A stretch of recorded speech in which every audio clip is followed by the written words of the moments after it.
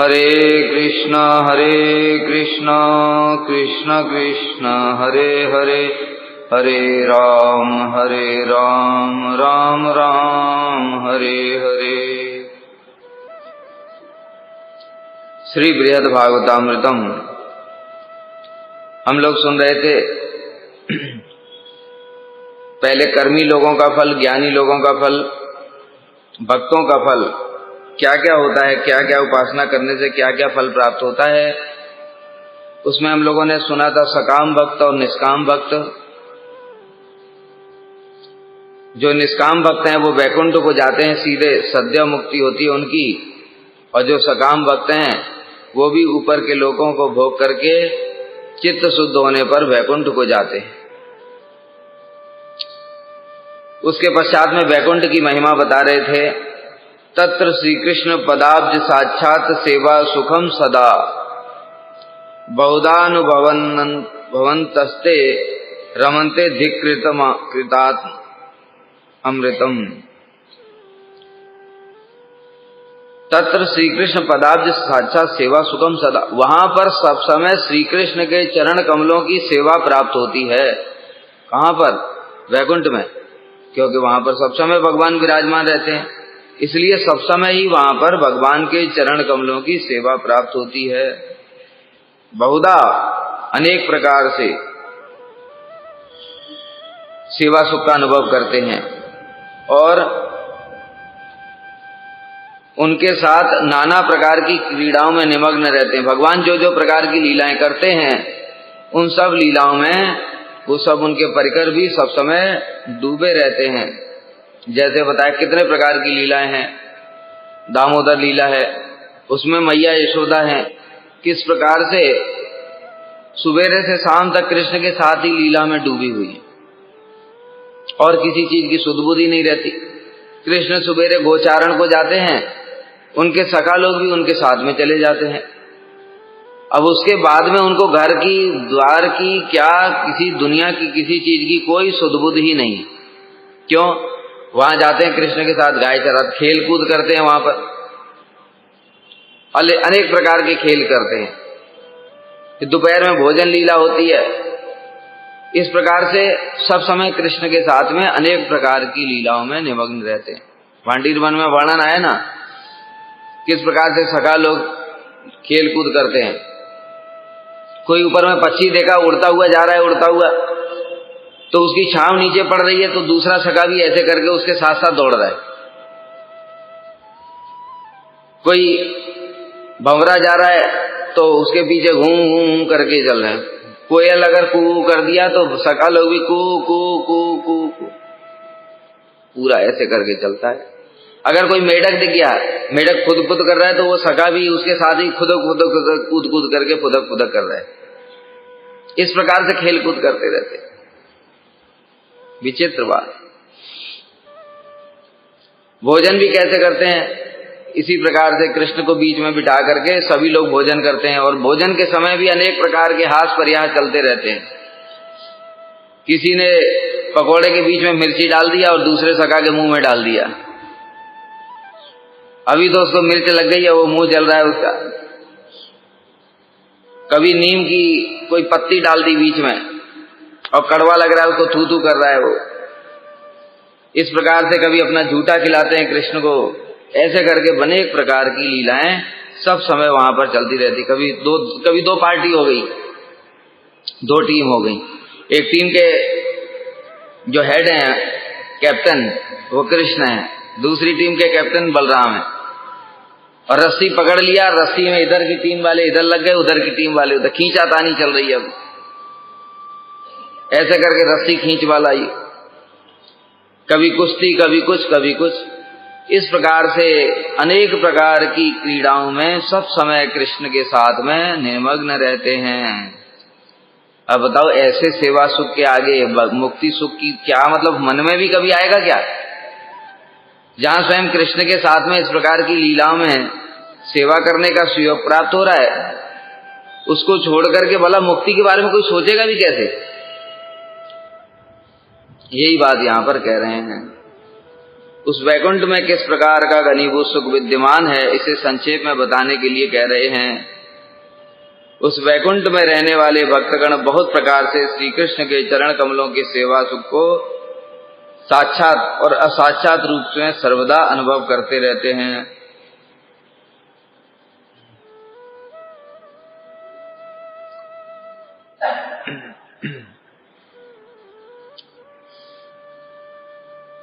साक्षात का तात्पर्य कि उस वैकुंठ में भगवान के साथ सदा रमण करते हैं, अर्थात उनकी सेवा रूप क्रीड़ा सुख का अनुभव करते हैं। इसको आगे वैकुंठ वर्णन में बताया जाएगा विस्तार से। वह क्रीड़ा सुख कैसा है, इसके उत्तर में कह परमानंद घन स्वरूप होने के कारण उस सुख की तुलना में मोक्ष सुख भी अत्यंत तुच्छ है। अरे मोक्ष सुख तुच्छ क्या है, मोक्ष की तुलना करना भी ये भी गलत है। कहाँ भक्ति का सुख, कहाँ मोक्ष का। मोक्ष में कुछ सुख ही नहीं है, बताए ना। मोक्ष की परिभाषा ही जो शास्त्रों में दी गई है, बाकायदा जो परिभाषा, वही आत्यंतिक दुख निवृत्ति थी मुक्ति। आत्यंतिक दुख की निवृत्ति हुई है, सुख की तो बात ही नहीं हुई कोई, तो उसमें क्या सुख है। लेकिन दूसरी ओर जो भक्ति है, वो भक्ति में तो सुख ही सुख है, क्योंकि जो भक्ति के मुक्ति की परिभाषा है, उसका परिभाषा क्या है, मुक्ति हित्वा अन्यथा रूपम स्वरूपेण व्यवस्थिति, अपने स्वरूप में स्थित हो जाना। स्वरूप में मतलब कृष्ण की सेवा में नियुक्त हो जाना। और जब कृष्ण की साक्षात सेवा में नियुक्त हो गए तो उससे बढ़कर के सुख और क्या हो सकता है। तो भक्ति में केवल सुख की ही बात है। इसलिए जो प्रेम भक्ति है, प्रेम भक्ति के दो लक्षण बताए, सांद्रानंद विशेष आत्मा और श्री कृष्ण आकर्षणी चसा। साधन भक्ति, भाव भक्ति और प्रेम भक्ति, तीनों के दो दो लक्षण बताए। क्लेशग्नि शुभदा, मोक्ष लघुता कृता सुदुर्लभा, सांद्रानंद विशेष आत्मा श्री कृष्ण आकर्षणी चसा। साधन भक्ति क्लेशग्नि होती है, मतलब सारे कष्ट मिट जाते हैं उसमें, पाप बीज अविद्या इत्यादि। शुभदा, सारे शुभ प्राप्त हो जाते, सुख। तो सुख है वो तो साधन भक्ति में ही प्राप्त हो जाते हैं। फिर भाव भक्ति में घनीभूत सुख होता है। मोक्ष लघुता करता और सुदुर्लभा, मोक्ष को भी अत्यंत तुच्छ कर देती है भाव भक्ति। मतलब जब भाव भक्ति आ जाती है तो उसमें इतना सुख होता है, इतना सुख होता है कि मोक्ष भी अत्यंत तुच्छ प्रतीत होने लगता है। और प्रेम भक्ति तो सांद्रानंद, वो जो सुख है उसकी भी घनीभूत अवस्था, अर्थात उसको छोड़ करके साधक एक क्षण भी किसी अन्य वस्तु की चिंता ही नहीं करेगा। इस प्रकार का भक्ति का सुख है। इसलिए इस सुख की तुलना में मुक्ति का सुख तो अत्यंत ही तुच्छ है। ज्ञान भक्तास्तु तेषु एके शुद्ध भक्ता परे अपरे, प्रेम भक्ता परे प्रेम परः प्रेमातुरः परे। अब इसमें बताए 5 प्रकार के भक्त कौन कौन से होते हैं। ज्ञान भक्तास्तु तेषु एके, ऐसे भक्तों में कौन से ऐसे भक्त हैं?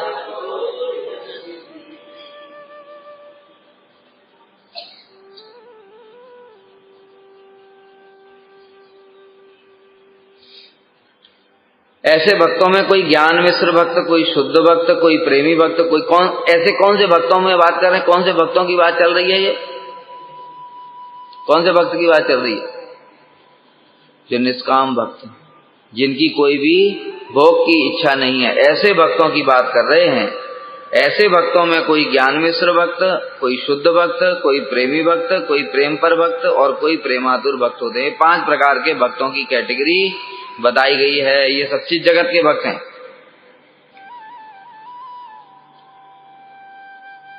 पहला बताया ज्ञान भक्त, ज्ञानी भक्त। ज्ञानी भक्त किसको कहते हैं? देखो, ज्ञान 3 प्रकार का बताया।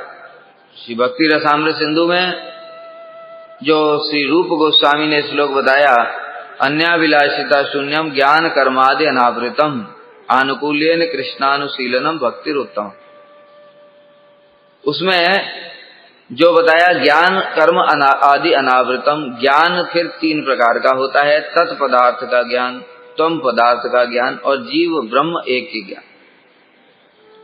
तत्पदार्थ मतलब कृष्ण संबंधी ज्ञान, तत् माने कृष्ण, त्वम पदार्थ माने जीव संबंधी ज्ञान, और तीसरा है जीव ब्रह्म एक के ज्ञान मतलब साइज मुक्ति वाला ज्ञान। तो यहाँ पर ज्ञानी भक्त कहने से साइज मुक्ति वाले ज्ञान की कोई बात नहीं कर रहे हैं। यहाँ पर ज्ञानी भक्त कहने से क्या मतलब हुआ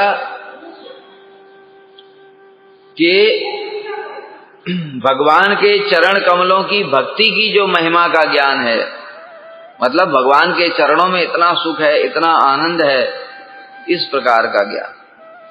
भगवान सर्वशक्तिमान है, ठीक है, वो भक्त वत्सल है, इस प्रकार का जो ज्ञान होता है इसी को यहाँ पर कहा गया है।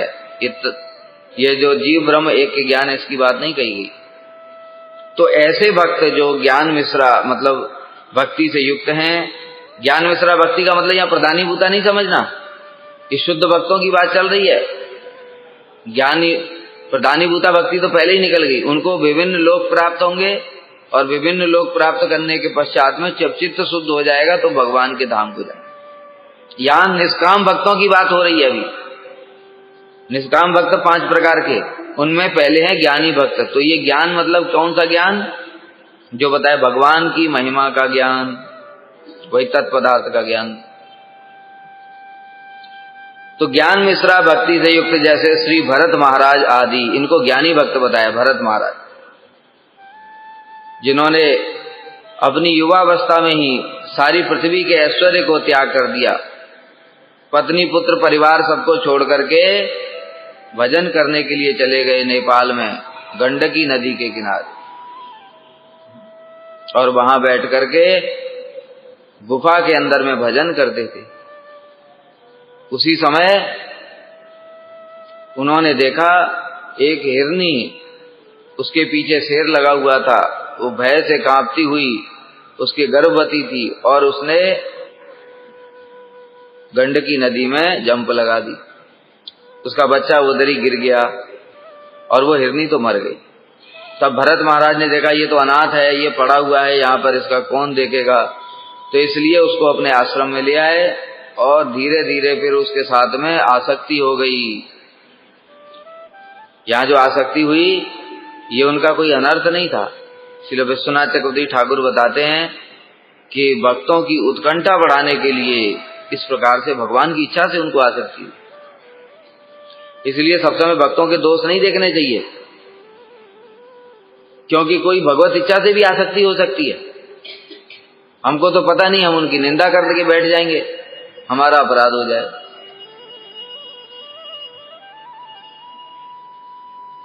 बाद में फिर मृत्यु के समय में हिरण का ही स्मरण कर रहे थे तो हिरण बन गए, फिर अगला जन्म हिरण का हुआ, फिर तीसरे जन्म में फिर जड़ भरत बने।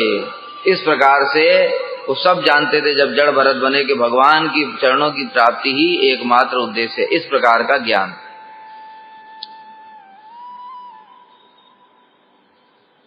दूसरे प्रकार के भक्त हैं शुद्ध भक्त। शुद्ध भक्त कौन से हैं? कर्म ज्ञान वैराग्य आदि द्वारा अनावृत भक्ति से युक्त केवल भगवान की भक्ति की ही कामना करने वाले, जैसे अम्बरीश महाराज। अम्बरीश महाराज क्या करते हैं? भगवान के चरण कमलों की सेवा करते सब समय, जो पूरा नवदा भक्ति का पालन करते हैं, नवदा भक्ति का पालन करते हैं अम्बरीश महाराज। हाथों के द्वारा मंदिर में झाड़ू लगाते हैं, चरणों के द्वारा मंदिर की परिक्रमा करते हैं, पाद सेवन हो गया, नेत्रों के द्वारा भगवान के श्री विग्रह का दर्शन करते हैं, आरती भगवान की स्वयं करते हैं, ठाकुर जी की विग्रह सेवा, भोग लगाना, सब कुछ स्वयं करते हैं। तो इस प्रकार के जो भक्त हैं इनको कहा गया है शुद्ध भक्त। इनको ये सब ज्ञान की भी जरूरत नहीं है, जो तत्पदार्थ तम पदार्थ ये सब ज्ञान, इससे ये ऊपर होते हैं। इसलिए बिना इसके ही ज्ञान कर्मादि अनावृतम, उनको तत्व ज्ञान की भी जरूरत नहीं है, भक्ति तत्व ज्ञान के अधीन नहीं होती है। तो ये लोग और उससे भी ऊपर होते हैं और ये भगवान की सेवा में ही सब समय निमग्न रहते हैं, पूरा नवदा भक्ति का पालन करते हैं। ये शुद्ध भक्त हो गए। तीसरा प्रेमी भक्त। प्रेमी भक्त मतलब क्या हो गया? अब समझना चाहिए इनको ममता भी आ गई है। ममता कहाँ से आती है? दास्य रस से ममता आती है। शांत रस में ममता नहीं है। अभी शांत रस में प्रभु का ज्ञान है, लेकिन दास्य रस में ममता आ जाती है। ममता मतलब प्रभु मेरे हैं। जैसे एक माँ की ममता होती है अपने बालक के प्रति, तो बालक की सारी सेवा माँ करती है। उसी प्रकार से जब भक्त होते हैं उनके अंदर भी ममता आ जाती है भगवान के प्रति, और फिर वो सोचते भगवान प्रभु मेरे प्रभु हैं, इसलिए मैं उनकी सारी सेवा करूंगा, कोई और क्यों करेगा।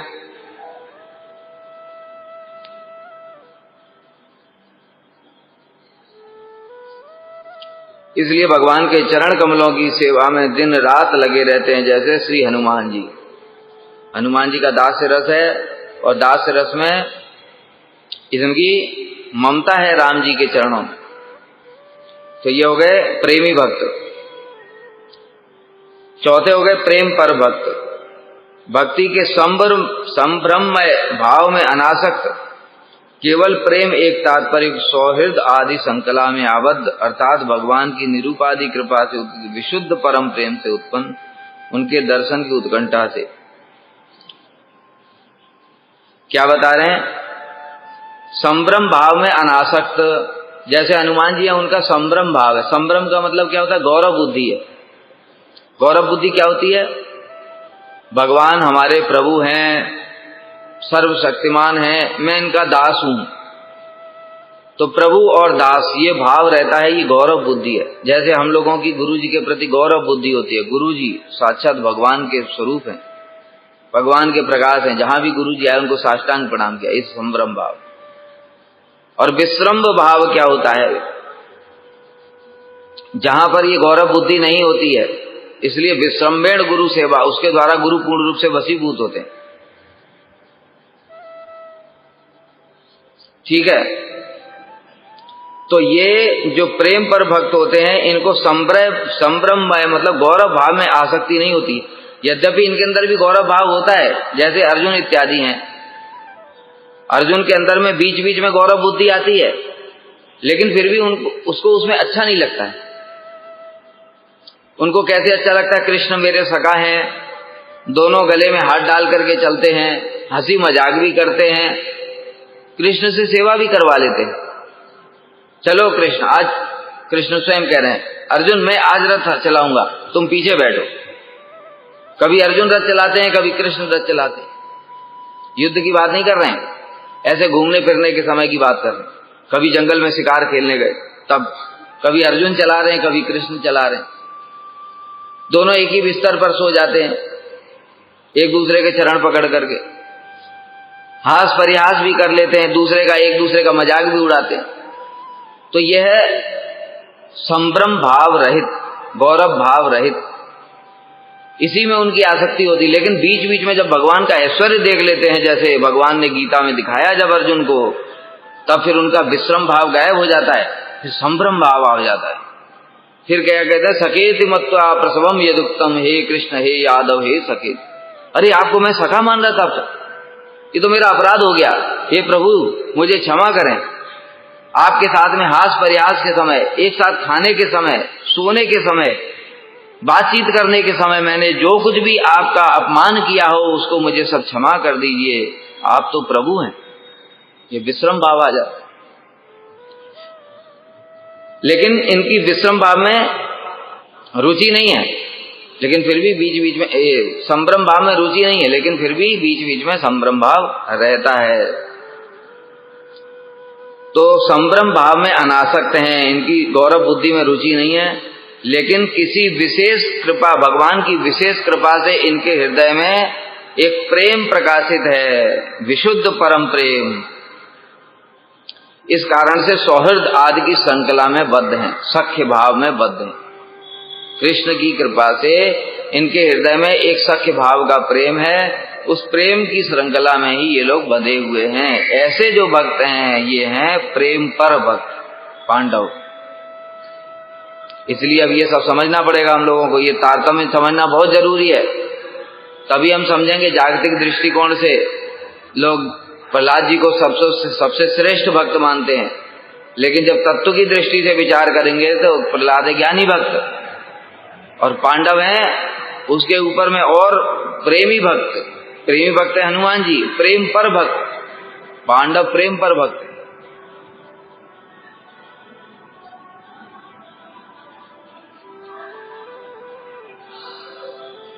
और पांचवा प्रेमातुर भक्त।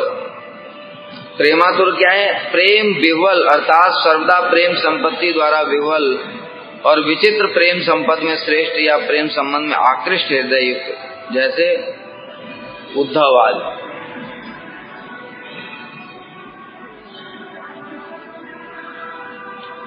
सब समय प्रेम संपत्ति में व्याकुल रहते हैं। कैसे व्याकुल रहते हैं?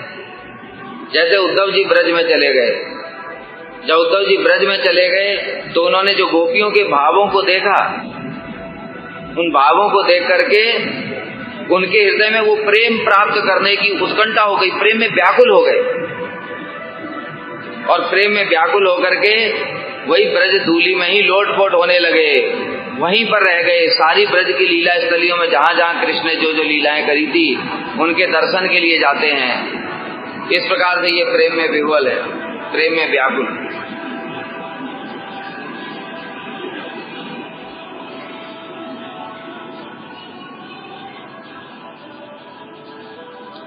यद्यपि भगवत प्रेम के बिना वैकुंठ की प्राप्ति नहीं होती, तथापि भाव भेद और प्रेम के तारतम्य के अनुसार भक्तों में तारतम्य मानना होगा। कह रहे हैं कि जो बिना प्रेम के कभी भी कोई भी साधक वैकुंठ नहीं जा सकता चित जगत में। पहले भी बताया था ये, जब हम लोग नाम की महिमा सुन रहे थे उसमें ये वर्णन आया, नामाभास से मुक्ति तक हो सकती है, भोग और मोक्ष सब कुछ नामाभास से प्राप्त हो सकता है, किंतु नामाभास से वैकुंठ नहीं प्राप्त होता। कहीं पर अगर ऐसा सुना जाता है, जैसे श्रील भक्ति विनोद ठाकुर ने भी हरिनाम चिंतामणि में एक स्थान पर लिखा है कि नामाभास से वैकुंठ प्राप्त हो जाता है, ऐसा प्रचलित है, तो क्या समझना चाहिए? ये डायरेक्ट नामाभास से नहीं होगा, नामाभास से शुद्ध नाम होगा, शुद्ध नाम से कृष्ण प्रेम होगा, तब वैकुंठ जाएगा। तो क्रमशः वह नामाभासी शुद्ध नाम में परिणत होकर के वैकुंठ को प्राप्त कराता है, ये समझना चाहिए। तो उसी प्रकार से यहाँ कह रहे हैं कि भगवत प्रेम के बिना वैकुंठ की प्राप्ति नहीं होती, तथापि प्रेम के तारतम्य के अनुसार, प्रेम में भी तारतम्य होता है, उस तारतम्य के अनुसार ही भक्तों में तारतम्य मानना होगा। ये जो भी भक्तों में तारतम्य बताए 5 प्रकार के भक्त हैं। शुद्ध भक्ति तथा प्रेम भक्ति स्वरूपता एक होने पर भी प्रेम निष्ठा के कारण प्रेमी भक्त श्रेष्ठ है। क्या बताया? शुद्ध भक्ति और प्रेम भक्ति यद्यपि एक ही है। शुद्ध भक्ति जैसे बता, अनुकूलेन कृष्णानुशीलनम भक्तिरुत्तमा, शुद्ध भक्ति सवै पुंसाम परो धर्मो यतो भक्ति हृदो छजे अहेतु की अप्रत्यता ये आत्मा सुप्रसिद्धति, ये शुद्ध भक्ति है। शुद्ध भक्ति के किसको समझना चाहिए? जिसमें अपनी जागतिक कोई भी कामना वासना नहीं है, भोग और मोक्ष की कामना से रहित कृष्ण की सेवा के लिए जो करी जाती है वो शुद्ध भक्ति। लेकिन प्रेम भक्ति क्या है? ये तो शुद्ध भक्ति हो गई, लेकिन प्रेम भक्ति क्या है? प्रेम भक्ति में स्वाभाविक प्रीति है कृष्ण के प्रति। शुद्ध भक्ति में सेवा तो भावना है, किंतु जो स्वाभाविक एक प्रेम होता है वो हो भी सकता है, नहीं भी हो सकता। इसलिए प्रेमी भक्त तो सारे शुद्ध भक्त हैं ही हैं, ठीक है। शुद्ध भक्ति वैकुंठ के लोगों की भी शुद्ध भक्ति है, लेकिन जो शांत रस वाले हैं, लेकिन उनकी तो ममता नहीं है भगवान में। तो इसलिए प्रेम भक्ति का वैशिष्ट है शुद्ध भक्ति से भी ज्यादा। वैकुंठ में सभी लोग शुद्ध भक्ति हैं, बिना शुद्ध भक्ति के तो वहां जा ही नहीं सकते, लेकिन उनका प्रेम नहीं है उस प्रकार का जैसा कि हनुमान जी, पांडवों का और उद्धव जी इत्यादि का, और उसके ऊपर भी ब्रजवासियों का प्रेम होता है। इसलिए प्रेम भक्ति का वैशिष्ट शुद्ध भक्ति से भी अधिक होता है। यद्यपि शुद्ध भक्त भी प्रेमी भक्त में ही पर्यवसित होते हैं, तथापि शुद्ध भक्तों की तुलना में प्रेमी भक्तों की प्रेम निष्ठा की विशेषता अवश्य ही माननी पड़ेगी। यहां भी ये बात भी ठीक है, जो शुद्ध भक्त हैं फिर वैकुंठ में जाएंगे जब, तो फिर वो उनके अंदर भी प्रेम रहेगा। बिना प्रेम के बताए ना वैकुंठ भी नहीं जा सकते। शुद्ध भक्ति भी प्रेम भक्ति में कन्वर्ट हो जाती है। लेकिन यहाँ जो प्रेम भक्ति की बात कर रहे हैं वो ममता वाली है। कम से कम ममता होनी चाहिए भगवान के प्रति, केवल ऐश्वर्य भाव नहीं होना चाहिए। उस प्रेमी भक्त की बात कर रहे हैं। और प्रेमी भक्तों की जो निष्ठा होती है अपने इष्ट में वो बड़ी विशेष होती है। शांत रस की शुद्ध भक्तों की निष्ठा है, लेकिन प्रेमी भक्तों की ममता भी है। इसी प्रकार से प्रेमी भक्तों से प्रेम पर भक्तों की और प्रेम पर भक्तों से प्रेमातुर भक्तों की विशेषता स्वीकार करनी चाहिए। मतलब भक्तों का तारतम्य बता रहे हैं। ये सब कैसे होता है आगे आएगा, जब इनका वर्णन करेंगे ना, उद्धव जी का, पांडवों का, सबका वर्णन करेंगे।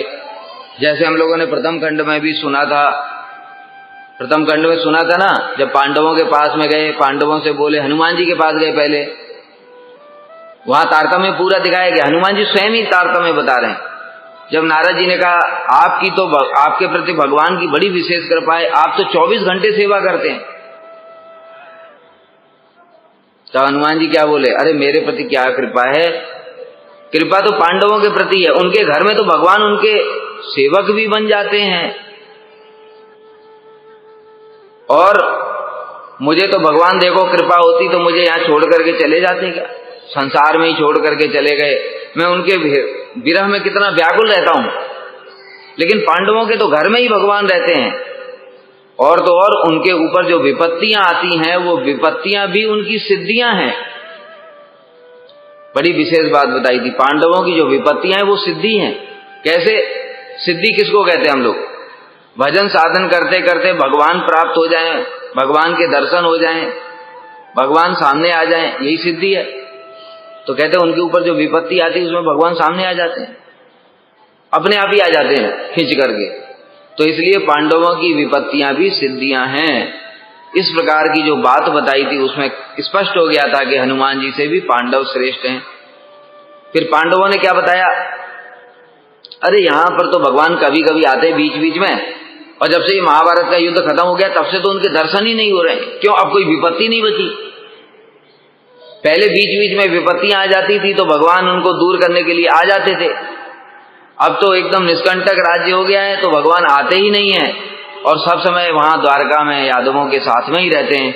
और तो छोड़ो, हमारे साथ तो कृष्ण का दूर का संबंध है, लेकिन यादवों के किसी के पति हैं, किसी के पिता हैं, किसी के पुत्र हैं, साक्षात संबंध है। इसलिए यादव सब बड़े भाग्यशाली हैं, और भगवान भी सब समय उनको दर्शन दे करके, उनसे सेवा ग्रहण करके उनको आनंदित करते रहते हैं। इस प्रकार से उन्होंने पांडवों से यादवों की महिमा, और यादवों ने फिर उद्धव जी की महिमा बताई थी। तो यहाँ पर जो बताया कि प्रेमी भक्त प्रेमी भक्त से प्रेम पर भक्त, और प्रेम पर भक्त से प्रेमातुर भक्त की तारतम्य होता है। तारतम्यवतामेषां फले साम्यम न युज्यते, तारतम्यंतु वैकुंठे कथंचित घटते नहीं।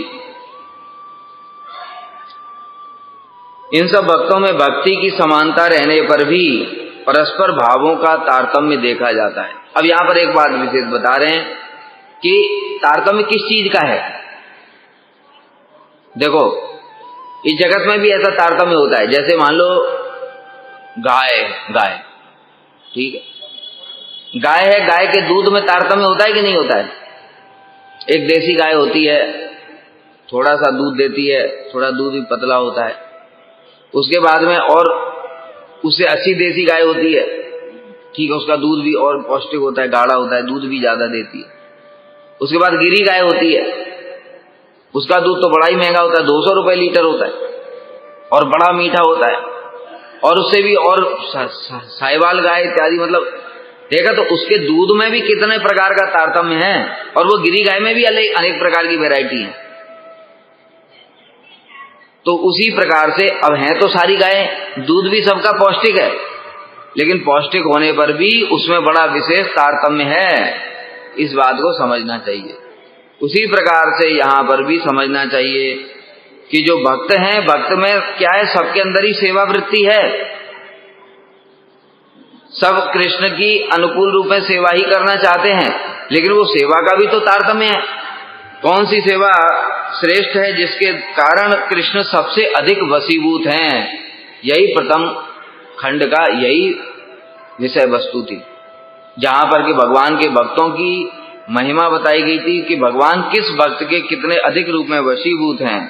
ये सब बात वहां पर बताई गई। तो इसलिए यहां पर कह रहे हैं कि भक्ति की समानता रहने पर भी, भक्ति की समानता मतलब सेवा करने की भावना, सेवा करने की भावना तो सबकी समान है, मतलब सभी सेवा ही करना चाहते हैं। जैसे गुरु जी होते हैं, उनके सेवकों में भी ऐसा ही होता है, सब सेवक समान नहीं होते, उसमें भी तारतम्य होता है। श्री चैतन्य महाप्रभु के सेवक हैं, देखो गोविंद प्रभु सेवक हैं कि नहीं, रूप गोस्वामी से सनातन गोस्वामी सेवक हैं कि नहीं, हरिदास ठाकुर जी सेवक हैं, स्वरूप दामोदर रामानंद राय, ये सब सेवक हैं कि नहीं, सभी एक जैसे हैं। सबसे अंतरंग किसको माना गया है? स्वरूप दामोदर गोस्वामी। उनकी इच्छा के बिना कोई भी महाप्रभु के पास भी नहीं जा सकता। कोई कुछ लिख करके लाता, कुछ भी, कोई कविता लिखा अथवा कोई पद्य लिखा अथवा कोई नाटक लिखा, तो पहले स्वरूप दामोदर गोस्वामी को दिखाना पड़ेगा, परमिशन लेनी पड़ेगी। क्यों? होना भी चाहिए। स्वरूप दामोदर है कौन? ललिता सखी। राधा जी की अष्टसखियां, अष्टसखियों में भी ललिता सखी प्रधान है। तो इसलिए महाप्रभु के जो अंतरंग हैं, उन अंतरंगों में भी सबसे श्रेष्ठ जो हैं, सबसे वो हैं श्री स्वरूप दामोदर गोस्वामी। और फिर गोविंद प्रभु भी उनकी सेवा करते हैं, हरिदास ठाकुर जी भी सेवा करते हैं। तो महाप्रभु के बारे में क्या बताया? अंतरंग को लेकर के करते हैं रसास्वादन, राधा जी के भावों का आस्वादन, और बहिरंग को लेकर के करते नाम संकीर्तन। सब सेवक ही हैं उनके। श्रीवास पंडित जी सेवक नहीं है?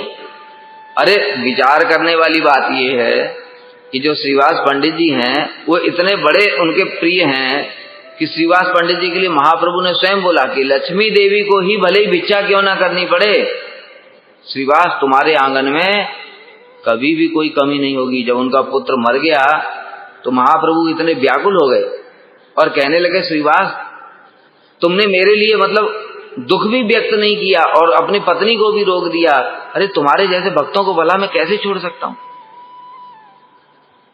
ऐसा श्रीवास के लिए कितनी कितनी सारी बातें बोली श्रीवास पंडित जी के लिए महाप्रभु ने। लेकिन वही श्रीवास पंडित जी जो रथ यात्रा के समय वहां पहुंचे और लक्ष्मी जी की महिमा बताने लगे, जब हेरा पंचमी आई और उन्होंने श्रीवास पंडित जी बड़े खुश हो गए, देखा प्रभु हमारी ठाकुरानी की ऐश्वर्य। लक्ष्मी जी रथ पर विराजमान होकर के आई और जगन्नाथ जी के सेवकों को बांध लिया, पूरा ऐश्वर्य के साथ में आई, दास दासियों के साथ में, सोने के अलंकार पहन करके। तो श्रीवास पंडित जी खुश हो गए, खुश होकर के कह रहे, देखा प्रभु हमारी ठाकुरानी की महिमा। महाप्रभु हंसने लगे। और स्वरूप दामोदर फिर उसके बाद में जब मान की बात हुई तो स्वरूप दामोदर गोस्वामी बताने लगे मान की बातें, और मान की बातें बताते बताते जो गोपियों का मान और उसमें भी जो राधा जी का मान बताया, तो श्रीवास पंडित जी कुछ समझ पाएंगे। तो इस प्रकार से सेवक तो हैं सभी। तो महाप्रभु को किस में आनंद आ रहा है? शिवाजी की बातों में आनंद आ रहा है महाप्रभु को? बिल्कुल भी आनंद नहीं आ रहा है। लेकिन जब स्वरूप दामोदर बता रहे हैं गोपियों का मान और गोपियों के मान में भी राधा जी का मान, तो महाप्रभु का हृदय गदगद हो गया, आनंद से खिल गया। तो इस प्रकार से सेवकों में भी तारतम्य होता है, इस बात को समझना चाहिए।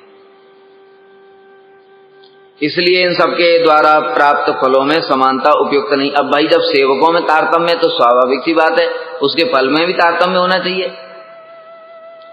जो जैसी सेवा कर रहा है उसको फल भी मिलना चाहिए। एक ही कंपनी देखो सभी लोग काम करते हैं, कहीं किसी सिस्टम में सभी एक जैसा नहीं होता है। एक कंपनी में सब लोग काम करते हैं कि नहीं? 1 लाख लोग काम करते हैं, उसमें एक जो चपरासी है जो झाड़ू पोंछा करता है और एक जो मैनेजर है, दोनों की सैलरी समान होती है क्या? दोनों की कुर्सी समान होती है क्या? मैनेजर बैठता पूरा एक अपना उसका पर्सनल रूम होता है, एसी चकाचक लगा होता है, सारी व्यवस्था होती है उसके लिए, चाय कॉफी पानी सब। और चपरासी के लिए और स्टूल लकड़ी का बाहर लगा रहता है। तो ऐसा क्यों है? कंपनी क्या भेदभाव कर रही है? कंपनी भेदभाव कर रही है? भेदभाव नहीं कर रही।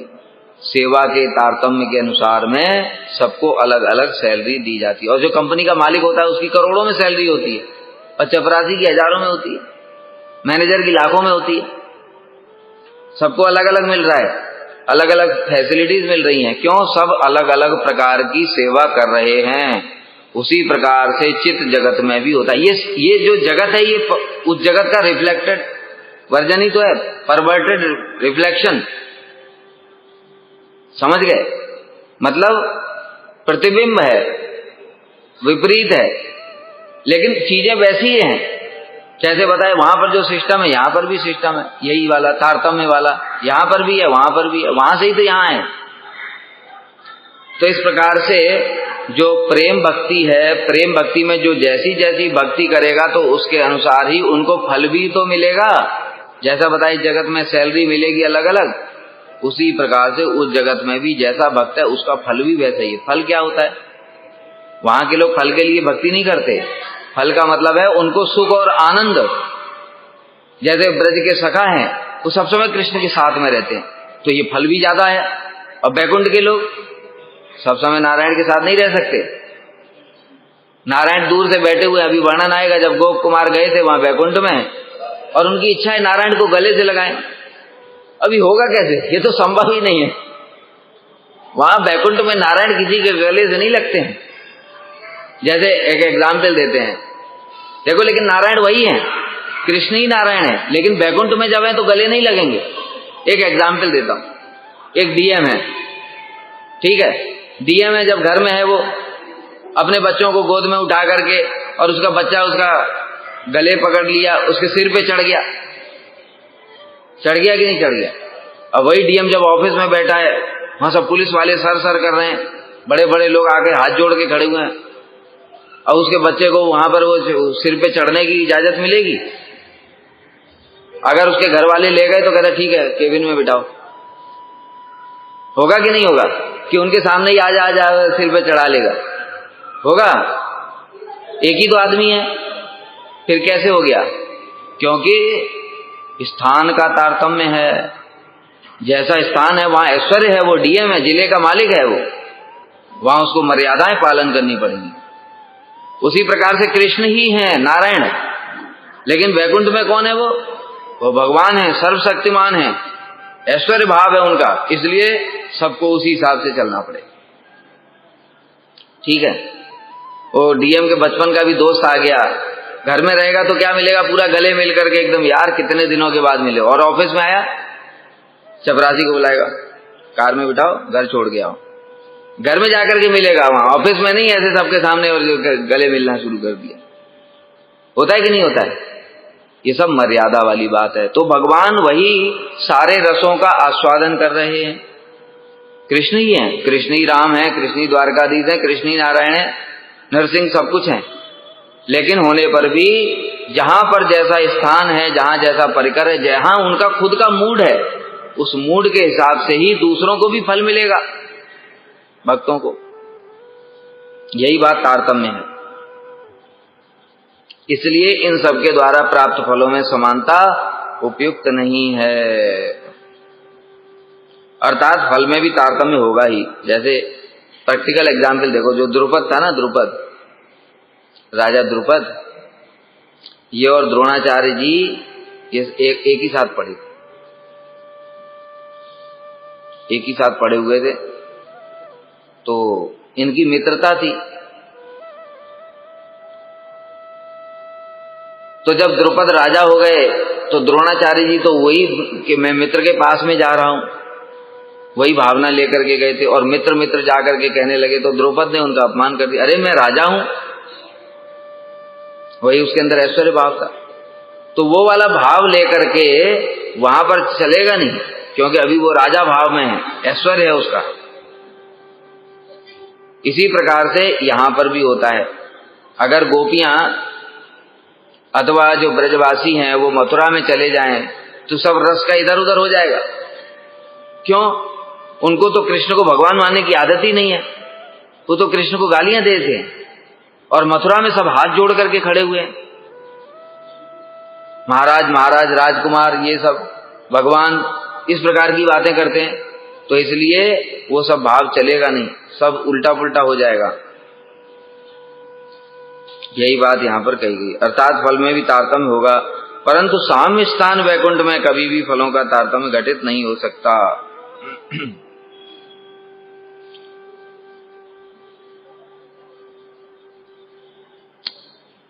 टीका में श्री सनातन गोस्वामी कह रहे हैं, इन समस्त भक्तों में भक्ति की समानता होने पर भी, भक्ति की समानता मतलब सेवा भावना, सेवा भावना सबकी है, लेकिन समानता होने पर भी, सबकी सेवा भावना होने पर भी जो प्रेम का तारतम्य है, उस प्रेम के तारतम्य के अनुसार ही फल का भी तारतम्य होगा।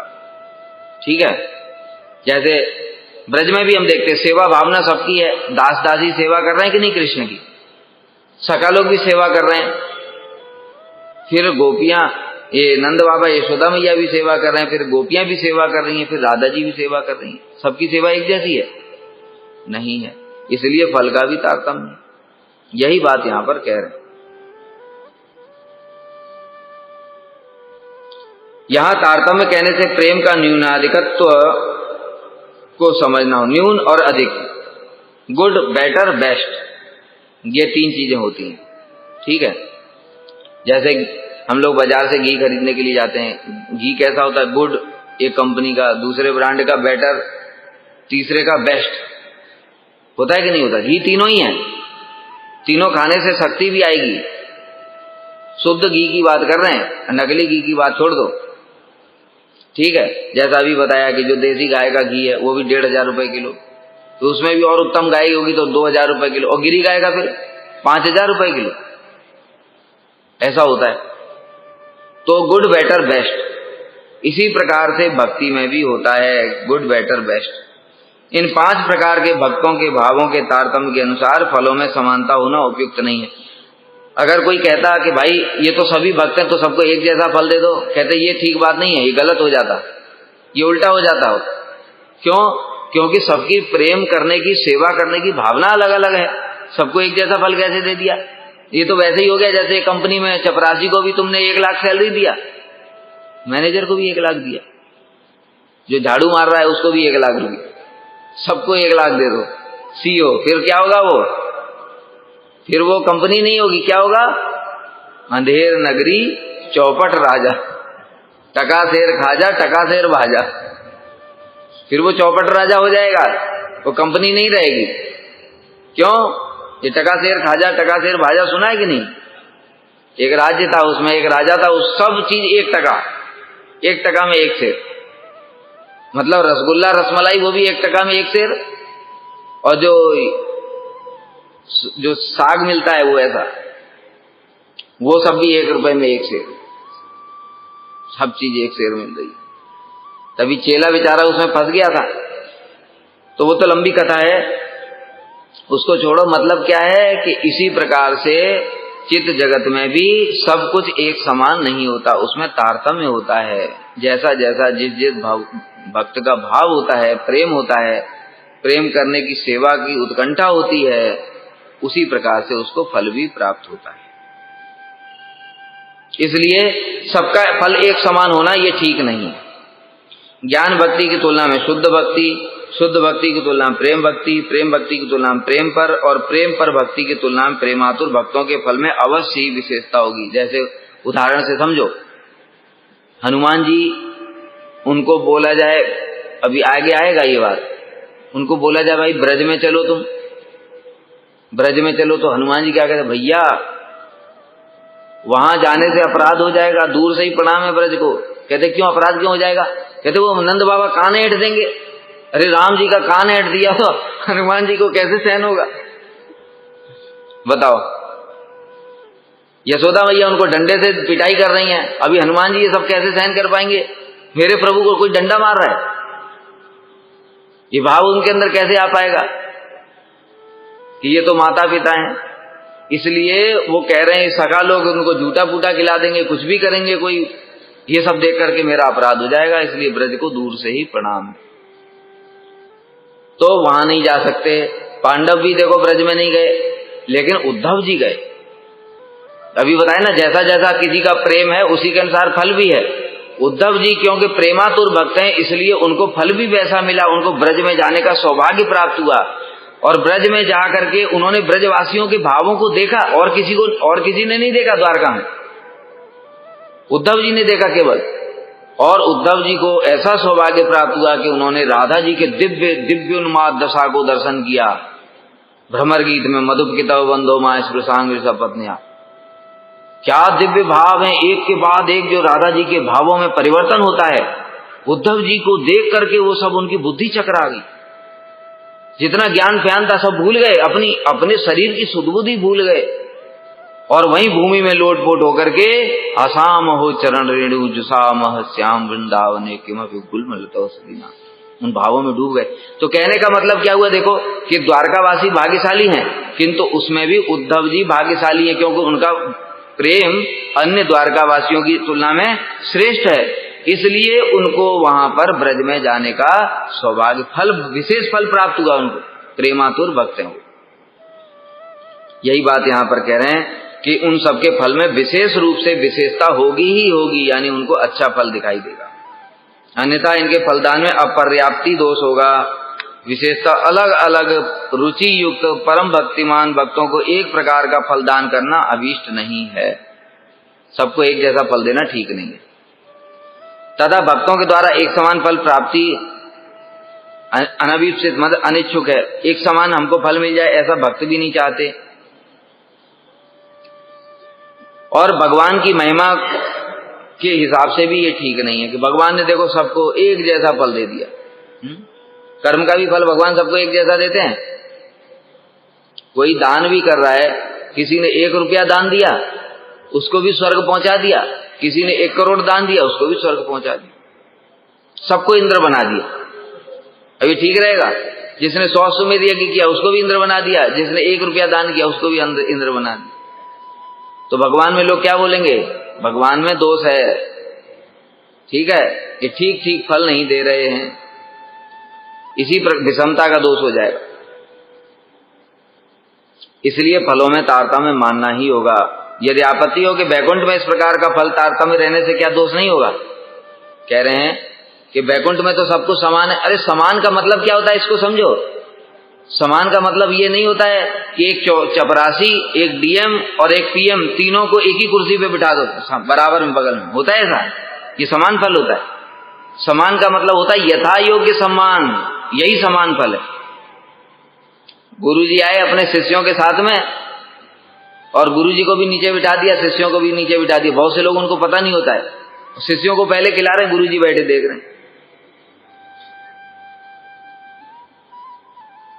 अरे गुरुजी हैं वो, शिष्यों के भी गुरु हैं वो, इसलिए उनको विशेष सम्मान देना चाहिए, यथा योग्य सम्मान। इसकी ही बात बताई गई। रघुनाथ दास गोस्वामी के जो पानी आटी में दही चिड़वा महोत्सव किया था उसमें स्पष्ट वर्णन है। उन्होंने राघव पंडित जी से पूछ पूछ करके प्रणामी दिया था, सबको एक जैसा नहीं दिया था। 50 रुपया फिक्स।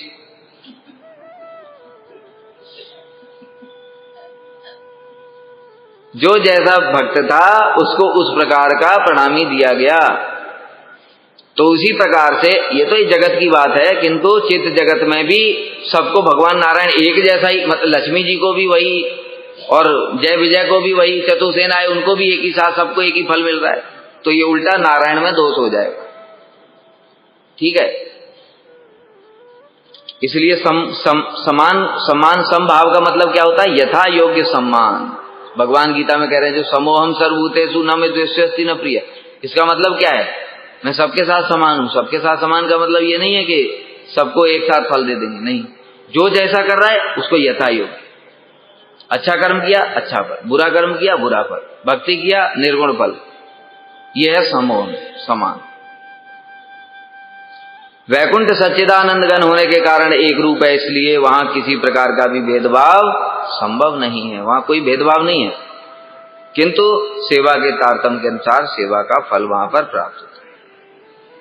वांछा कल्पतरुभ्यश्च कृपा सिंधुभ्यैव च पतितानां पावनेभ्यो वैष्णवेभ्यो नमो नमः।